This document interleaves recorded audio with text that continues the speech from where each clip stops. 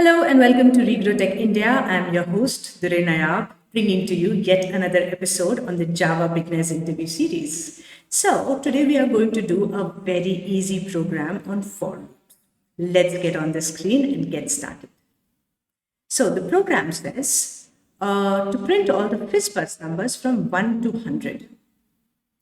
So what we are going to do is we basically need to run the loop from 1 to 100 and extract all the FizzBuzz numbers from it. Importantly, what are FizzBuzz numbers? FizzBuzz numbers are basically the numbers which are divisible by both 3 and 5.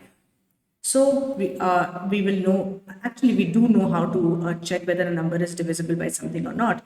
We simply write if that n mod 3 equals to 0, then the number is divisible by 3. If n mod 5 is equals to 0, then the number is divisible by 5. That is all we need to do.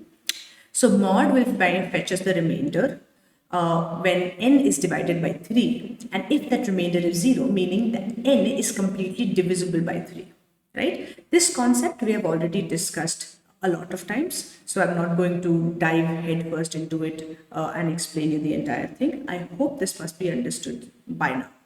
What we are going to do, however, is we are going to start writing the code to print all the FizzBuzz numbers which come between the range of 1 and 100. So let's get on the screen and write the program. So here, all I'm going to do is we basically want to run a for loop, and it clearly mentions it has to be a start value and from 1 to 100. 1 being the start value and 100 being the end value. So you can simply write for int I equals 1, I less than equals 100, and we go I plus plus. Once this is sorted, we'll go ahead and write the condition that we wanted to write. So the condition is if the number, which is in our case I, mod 3 equals 0. If it is divisible by 3 and if it is divisible by 9, right? So for that, we will use the logical operator and, or rather relational operator and we will go ahead and we'll say I mod 5 equals 0, and we'll go.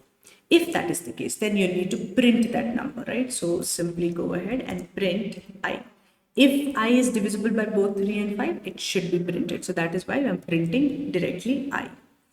Once that is done, all I'm going to do is run my program, and I'm getting 15, 30, 45, 60, 75, and 90. And I know this is correct because 3 times 5 is 15. So all the values I'm going to get is a multiple of 15. And that's exactly what we are getting. Some people might also do it in this manner, that instead of writing 1 and 100 directly, they take variables. Int start is equals to 1 and int end equals to 100. And instead of writing 1 and 100 here, we say I is equals to start and I less than equals to end. And this works also the same way. The only difference is that 1 and 100, instead of directly writing down those numbers, we are storing it in a variable first. If you want to change the range, you can always do that. I want to do it from 20 to, let us say, 50. Save it. If I run it, I'm only getting 30 and 45. Those are the only two numbers which are divisible by 3 and 5 within the range of 20 to 50. And that's what we are getting, right? I hope this program is understood. All we are doing is running a loop from the start and end, and that's how it is happening. So let's go ahead and take it to the whiteboard so that we can, have a little bit of an understanding for the dry run. Here we go. It is a little too big, so I'm hoping if I could decrease the size. Yeah, much better. So what are we going to do here is we are going to simply say that the start value is, so I variable actually changes. So I, the first time it is going to be start, which is 20, right? It will first check Is I less than equals to end? End is 50. Yes, it is. Then it will go inside and it will check. If I mod 3 equals to 0 and mod 5 is equals to 0, meaning is it in the table of 15? It is not. It will not get printed. Then I plus plus will happen. Again, it will check I plus plus is 21. Then it will do the same thing. It will check the conditions. I mod 3 is equals to 0. That is true. 3 sevens are 21. But I mod 5 is not equals to 0, meaning the condition is not satisfied. Again, this thing will not work.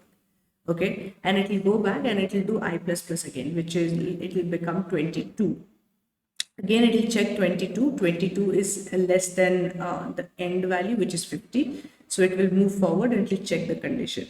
And this is exactly what will happen throughout the entirety of going through the range of 20 till 50. Right? I hope this program is understood. It was, like I said earlier, very, very easy. Other than that, if you have any more programs in mind that you would like for us to take up, I would like for you to put them on the comments so that we can take these questions.